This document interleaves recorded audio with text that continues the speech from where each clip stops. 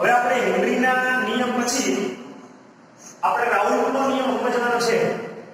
તો રાઉલ્ટના નિયમ સમજવા માટે પહેલા આપણે પ્રવાહી દ્રાવણોના બાષ્પ દબાણની ચર્ચા કરીશું. બરાબર, શબ્દ આપ્યો છે પ્રવાહી દ્રાવણ. પ્રવાહી દ્રાવણ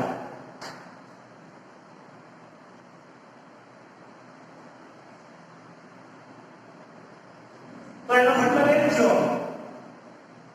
કે એમાં દ્રાવક છે એ પ્રવાહી જ હોય. એમ પ્રક્રિયા વિશે ચર્ચા કરી. પ્રવાહી દ્રાવણ શબ્દ વાપરવાનો મતલબ એમાં દ્રાવક પ્રવાહી હોય અને દ્રાવ્ય છે એ ઘન, પ્રવાહી કે વાયુ હોઈ શકે. બરોબર, પ્રવાહી દ્રાવણની વાત કરો કે દ્રાવક પ્રવાહી થઈ ગયો એટલે દ્રાવ્ય છે ઘન, પ્રવાહી કે વાયુ હોઈ શકે. હવે વાયુ તો છે એટલે એના બાષ્પ દબાણની ચર્ચા થાય નહીં. બરોબર, તો હવે જે આપણે પ્રવાહી દ્રાવણ બનાવશું ઈ દ્રાવણ છે એમાં આ જે દ્રાવ્યની વાત કરીએ છીએ દ્રાવ્ય પ્રવાહી હોય. બરોબર, તો આ ઘન અને પ્રવાહી ઈ બાષ્પશીલ પણ હોઈ શકે અને અબાષ્પશીલ પણ હોઈ શકે.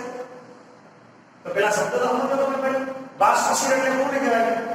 કે તમે અહીં રાખો અને બાષ્પમાં રૂપાંતર થઈ જાય એટલે બાષ્પશીલ કહેવાય. માની લો કે અહીંયા આપણે એક વાટકામાં પેટ્રોલ મૂકી દીધું તો થોડી વાર ઉડી જાય તેને શું કહી શકીએ આપણે? બાષ્પશીલ. પણ એક વાટકામાં તમે ખાંડ મૂકશો તો ઉડશે નહીં, ઉડે ને, તો એને કહેવાય અબાષ્પશીલ. તો આ જે દ્રાવ્યની વાત કરીએ છીએ આ દ્રાવ્ય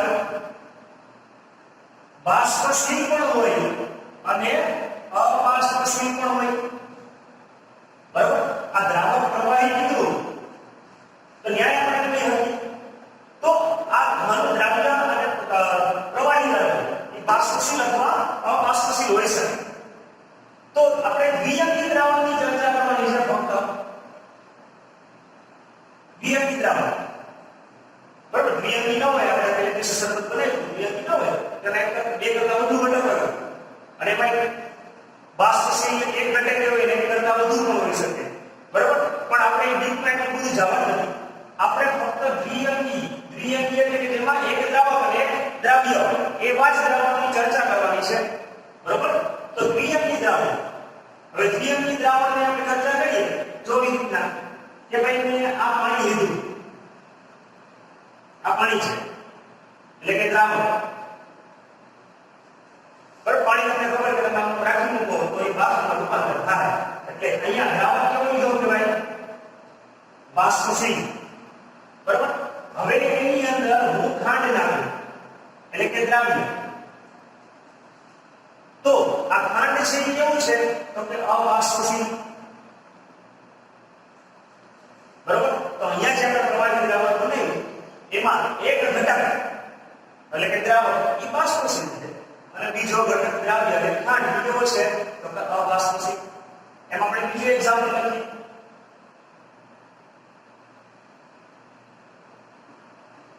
બરાબર, માની લો કે આ નહીં તો ઇથેનોલ.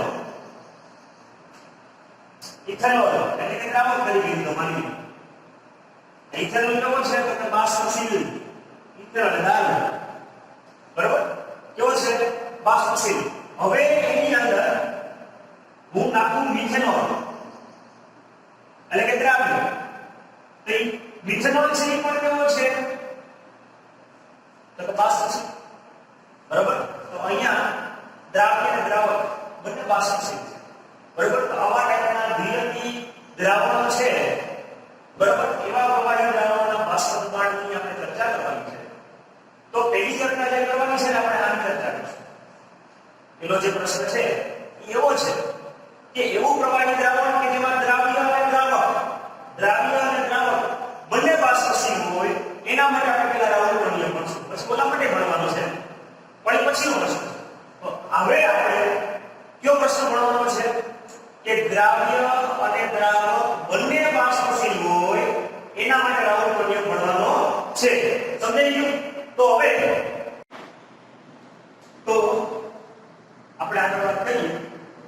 પ્રશ્ન છે દ્રાવ્ય અને દ્રાવક બંને બાષ્પશીલ હોય એવા પ્રવાહી માટે રાઉલ્ટનો નિયમ સમજવાનો છે. તો આજે રાઉલ્ટનો નિયમ સમજવાનો, કાલે રાઉલ્ટનો નિયમ સમજવાનો છે. પણ કાલે આપણે શું કરશું એમાં દ્રાવ્ય અપારસી લેશો એટલે મને કોઈ કે પહેલા એક્ઝામ્પલ અમને બોર્ડ ઉપર હતું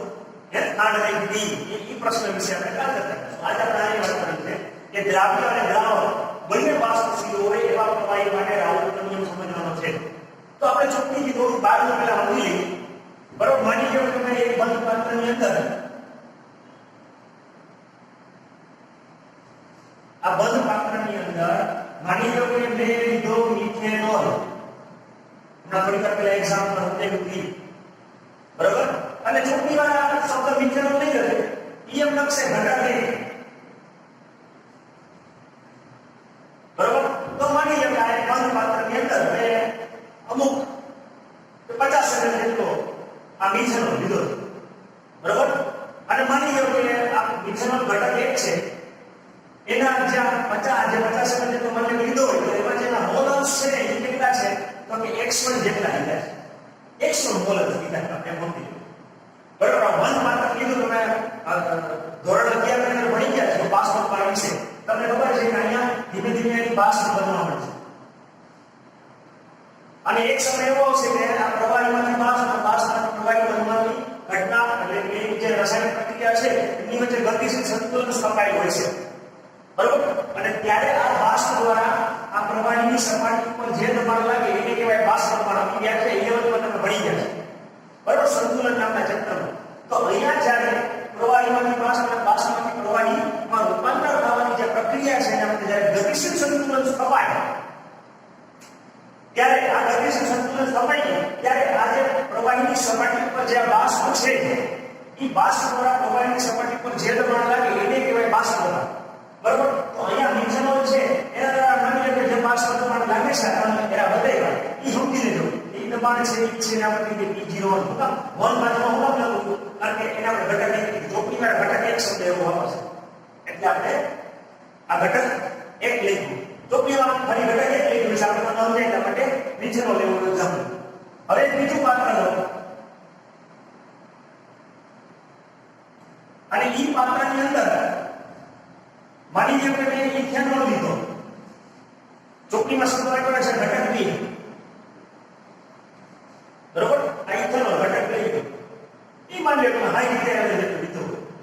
અને માની લો કે એના મોલ્સ છે એ કેટલા છે તો કે x તો તમે આ બંધ પાત્રની અંદર ઘટક કે લેશો એટલે તમને ખબર છે કે ધીમે ધીમે આ બાષ્પશીલ છે ઘટક કે બે બાષ્પશીલ છે 8 બાષ્પશીલ છે એટલે ધીમે ધીમે એની બાષ્પ બનવા મળશે બાષ્પ બની હવે આ એક સમય આવશે પ્રવાહ લઈને ઉપર જે બાષ્પ બની બે વચ્ચે ગતિશીલ સંતુલન સ્થપાયેલું છે બરાબર તો જો આપણે આ રીતે એરો બતાવી દીધો હે તો અહીંયા જે આપણે આ જે બાષ્પ દબાણ મળે છે આ ઇથેનોલનું બાષ્પ દબાણ મળે આ જે બાષ્પ દબાણ મળ્યું એ ઇથેનોલનું મળે તો ઇથેનોલનું બાષ્પ દબાણ એના કરતાં શબ્દમાં શું P02 તો ઘટક છે અને આ બે આકૃતિ ઉપરથી તમને ખ્યાલ પડી જાય છે કે અહીંયા મેં 3 એરા બતાવ્યા અને 4 એરા બતાવ્યા કે 5 6 એરા બતાવ્યા 5 એરા બતાવ્યા તો અહીંયા બાષ્પ દબાણ વધારે છે તો આની ઉપરથી તમે અંદાજ માની શકો કે ઘટક 1 કરતા ઘટક 2 છે વધુ બાષ્પશીલ છે એટલે કે P01 કરતા P02 છે ઈ કેવું છે તો કે વધુ બાષ્પશીલ બરાબર હવે આપણે આમાં આલેખ પણ દોરવાનો છે આલેખ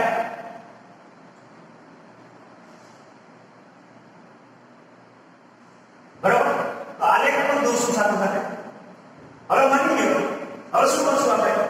આપણે તમે બે અલગ અલગ બતાવ્યા આ જે P01 કીધું એને શું કહેવાય તો કે જે શુદ્ધ આપણો મિથેનોલ છે માન્ય કે દ્રાવ્ય કહીએ બરાબર તો મિથેનોલ છે શુદ્ધ દ્રાવ્ય છે એનું બાષ્પ દબાણ કહેવાય અને આ ઇથેનોલ છે એને શું કહેવાય કે આપણે શુદ્ધ દ્રાવકનું બાષ્પ દબાણ E0 બરાબર તો આ બેના શુદ્ધના આપણે આલેખ દોરવા પડે બરાબર તો અહીંયા પેલા આલેખ દોરીએ કે મિથેનોલ દોરીએ બરાબર તો માની લો કે મિથેનોલ છે x1 કેટલો છે તો કે 0 માટે તો માત્ર ખાલી હતી ધીમે ધીમે માત્ર મિથેનોલ નાખતા જાઓ તો એનો આલેખ આપણને મળશે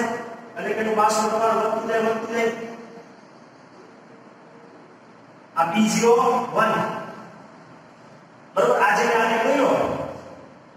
1 નંબરનો ઈ માની લો કે મિથેનોલ x1 0 અને જ્યારે x1 બરાબર 1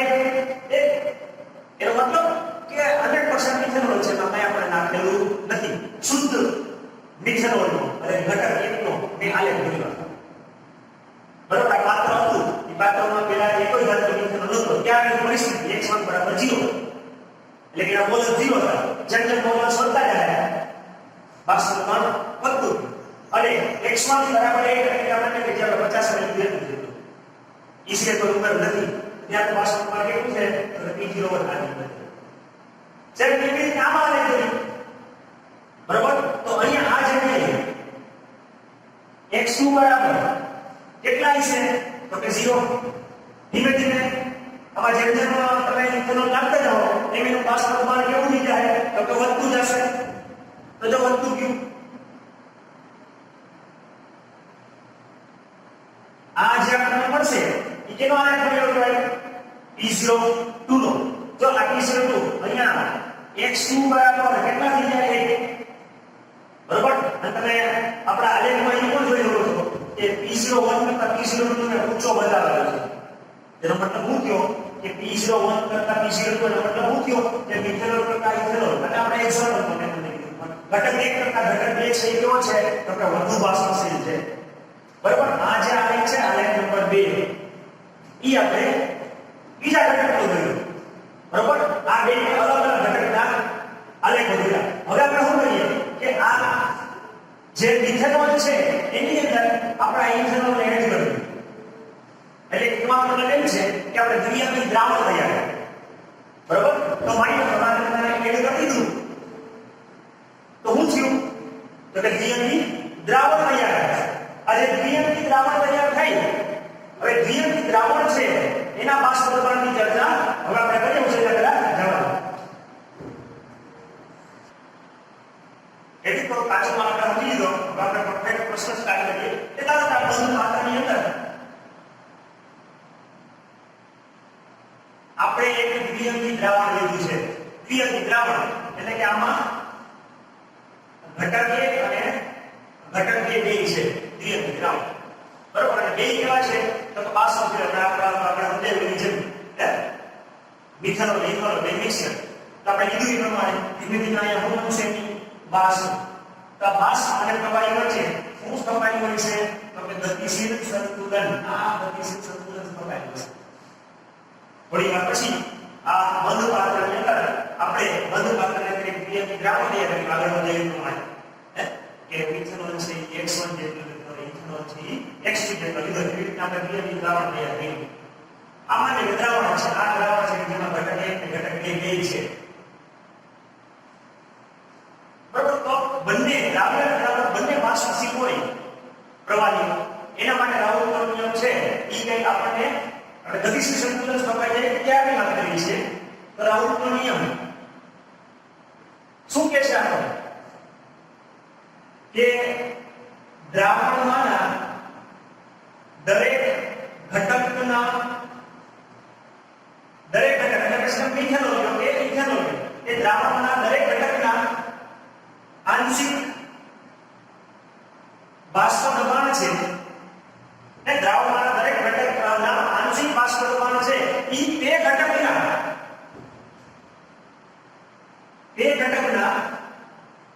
મોલ અંશના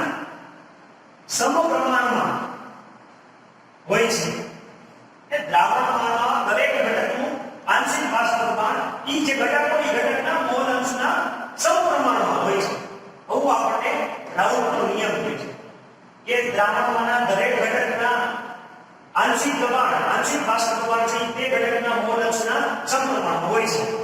આ નિયમને આપણે ગણિતિક રીતે સમજવાનો પ્રયત્ન કરીએ બરાબર માન્ય કે પેલા હું ઘટક 1 માટે કહું ઘટક 1 માટે તો ઘટક 1 માટે માન્ય કે ઘટક 1 છે આ જે દ્રાવણ છે એ દ્રાવણની અંદર આ ઘટક 1 છે એને કારણે જે બાષ્પ દબાણ ઉત્પન્ન થતું હોય એને આપણે P1 કહીએ અને આમાં જે ઘટક 1 છે એના મોલ અંશ માન્ય કે આપણે કેટલી લીધા છે 100 લીધા છે તો હું શું આપણો સૂત્ર P1 ચલે છે 100 બરાબર એ દ્રાવણમાંના દરેક ઘટકના આંશિક બાષ્પ પ્રમાણ છે એ ઘટકના મોલ્સના સમપ્રમાણમાં લઈ લો આ બાષ્પ પ્રમાણ આંશિક બાષ્પ પ્રમાણ લસમો કિલો લીધું અને એના મોલ્સ કેટલા લીધા છે 100 એના સમપ્રમાણમાં સમતોલન નિશાની દૂર કરી લો એટલે હું ઉપરા છે એટલે P1 બરાબર P01 x1 બરોબર આ હું થયું અચળાંક તરીકે હું મૂક્યું તો કે શુદ્ધ ઘટક જ્યારે એટલો શુદ્ધ એક ઘટક આપણે ના આપણે આખું દરેક વિજ્ઞાનોની એકી હતી ટૂંકમાં એકલો જ્યારે વિજ્ઞાનો હતો ત્યારે જે આપણને કે વ્યક્તિગત આંશિક બાષ્પ પ્રમાણ હતું શુદ્ધ એટલે આને કહેવાય શુદ્ધ ઘટક એક છે એનું બાષ્પ પ્રમાણ શુદ્ધ ઘટકનું બાષ્પ પ્રમાણ શુદ્ધ ઘટક એકનું બાષ્પ પ્રમાણ એ અચળાંક તરીકે લીધું એ અચળ હતું જે તે તાપમાને એ અચળ હતું એટલે અચળાંક તરીકે આપણે લીધું સેમ આ જ કામ છે એ તમે ઘટકની માટે પણ કરી શકો કે ભાઈ દ્રાવણમાં ઘટક જે છે એનું આંશિક બાષ્પ પ્રમાણ કેટલું છે તો કે P2 અને એ જ દ્રાવણમાં એના મોલ્સ કેટલા છે તો કે H2 હવે સમતલ નિશાન દૂર કરી માટે હું મૂકી આજામ તો P2 બરાબર હું થાય P02 x2 તો સેમ આ P02 છે તો કે જે શુદ્ધ ઘટક બે છે એનું આંશિક બાષ્પ પ્રમાણ બરાબર આ બે સૂત્ર મળ્યા હવે આપણે 11 માં બીજું ભણી ગયા શું ભણી ગયા છે તો કે ડાલ્ટનનો આંશિક દબાણનો નિયમ ડાલ્ટનનો નિયમ તો ભણી ગયા 11 માં ભણાવ્યું ત્યારે મેં કીધું કે આ આવશે પાછું કે દ્રાવણનું કુલ દબાણ આ જે દ્રાવણ છે એનું ટોટલ દબાણ આ જે દ્રાવણ છે એના ઉપર આખું આ કુલ દબાણ P total કેના બરાબર હોય તો કે બે ઘટક બાષ્પશીલ છે એટલે બે ઘટકોના આંશિક દબાણના સરવાળા બરાબર હોય બરાબર તો P total બરાબર શું થયું તો કે P1 P2 હવે P1 અને P2 ની કિંમત છે એ આપણે મૂકી દઈએ P1 ક્યાં કિંમત મૂકી દઈએ P2 ક્યાં કિંમત મૂકી દઈએ તો શું થઈ જાય P1 એટલે શું મૂકવાનું તો કે P01 x1 P02 x બરાબર હવે આ સૂત્ર આવ્યું બરાબર આ સૂત્રની અંદર આપણે આગળ ભણીએ આ જે દ્રાવણ એટલે દ્વિઆંકી દ્રાવણ છે દ્વિઆંકી દ્રાવણ એટલે કે બે જ ઘટકો છે ઇથેનોલ ઇથેનોલ એટલે ઘટક એટલે બે હે તો દરેક ઘટકના મોલ્સનો સરવાળો x1 x2 બરાબર 1 x1 x2 બરાબર 1 આપણે આગળ મોલ્સની વ્યાખ્યા કરી ગયા ચેપ્ટરમાં ત્યારે લખી દીધી કે દ્રાવણમાંના બધા જ ઘટકોના મોલ્સનો સરવાળો એક હોય તો એક આવ્યો એટલે આમાં બે ઘટક છે એટલે ઘટક એટલે બે કે બે મોલ્સનો સરવાળો કરતો જવાબ આવે તો કે ટૂંકમાં હવે આપણે ગણિતના સ્ટેપ લખવાના છે ડાઉટના નિયમમાં બરાબર તો આ તમે શું કરી શકો x1 બરાબર 1 x2 કેમ તો આ સૂત્રમાં આપણે x1 ની જગ્યાએ હું મૂકું 1 x2 બરાબર તો તમે જોજો આપણે આ સ્ટેપ લખવા માટે હું આ આકૃતિ જાવ છું મૂકી આપણે આ સૂત્રમાં હું થશે P total બરાબર x1 ની જગ્યાએ હું ક્યાં કહું છું 1 x2 આ P01 વત્તા આ જે છે P02 x બરાબર કાઉન્સ છોડતા તમને આવડે છે 1 આને ગુણે P01 આને આને છોડો એટલે P01 x2 વત્તા P02 x2 હજી સાદું આપો P01 હવે માની લો તમને ગણિત એટલું આવડે કે આ સ્ટેપ છે મેં આની પાછળ લીધું આ સ્ટેપ ને આની પાછળ લીધું હોય અને પછી જોઈએ બેમાં x2 કેવો નીકળે છે એને તો કે સામાન્ય બરોબર તો હું થઈ જાય વત્તા હું હોય તો પેલા P02 ઉપર જાય માઈનસ P01 અને બેમાંથી સામાન્ય શું નીકળ્યું તો કે x2 બરોબર તો આ સૂત્ર છે એ આપણને દાખલામાં કામ લાગતું છે બરોબર સેમ આવી જ રીતના એમ ને અહીંયા x1 ની કિંમત મૂકી એવી રીતે x2 ની કિંમત મૂકી તો x2 બરાબર શું થઈ જાય 1 x1 અને સેમ આવી રીતના કિંમત મૂકી અને સાદું આપી આપણે તો શું થાય P total બરાબર P01 x1 વત્તા આ P02 x2 ની જગ્યાએ આ વટાકર હું મૂકવાનું છે x2 ની જગ્યાએ હું મૂકવાનું છે એટલે 1 - x1 ફરી પાછું કૌંસ છોડો કૌંસ છોડો એટલે હું ત્યાં P01 x1 વત્તા P02 અને આ માઈનસ P02 x1 સેમ સાથે મૂકો